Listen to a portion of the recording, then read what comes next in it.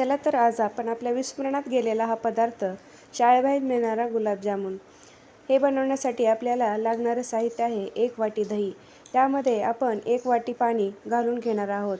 त्यासोबत खायचा रंग, बेकिंग सोडा, बेकिंग पावडर असेल तर तुम्ही ते घालू शकता. माझ्याकडे नव्हतं त्यामुळे मी यामध्ये इनो घातलेला आहे.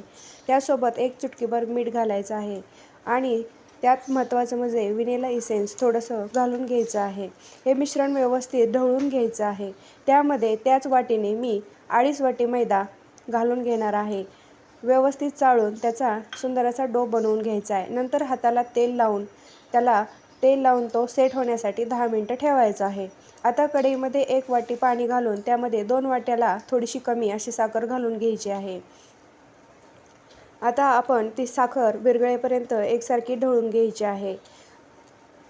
आता आपण 1 तारी पाक तयार करून घेणार आहोत. 1 तारी पाक झाल्यानंतर गॅस बंद करायचा आहे आणि जे आपण मिश्रण बनवलं होतं त्याचे छोट्या छोट्या गोळ्या बनवायच्या आहेत. आता या गोळ्या बनवण्यासाठी मी या लहान मुलांचे जे आपण औषध पाजतो त्याचे टोपणाचा वापर केलेला आहे. त्याने आपले हातही खराब होत नाहीत आणि व्यवस्थित गोल आकारामध्ये गोळे तयार होतात.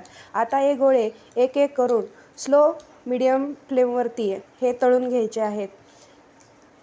हे गोळे तळून घेतल्यानंतर गरम गरम गोळेच पाकामध्ये घालून घ्यायचे आहेत आणि नंतर ह्याला व्यवस्थित असं प्रेस करायचं आहे, जेणेकरून यामध्ये पाक आतपर्यंत पोचेल. आता हा पाक आपण व्यवस्थित हलवून एका ताटामध्ये काढून घेणार आहोत व 2 तासासाठी ह्याला रेस्ट देणार आहोत. 2 तासानंतर पाहू शकता शाळेबाहेर मिळणारे गुलाबजामुन तयार झाले आहेत. जाता जाता आपल्या चॅनलला सबस्क्राईब नक्की करा.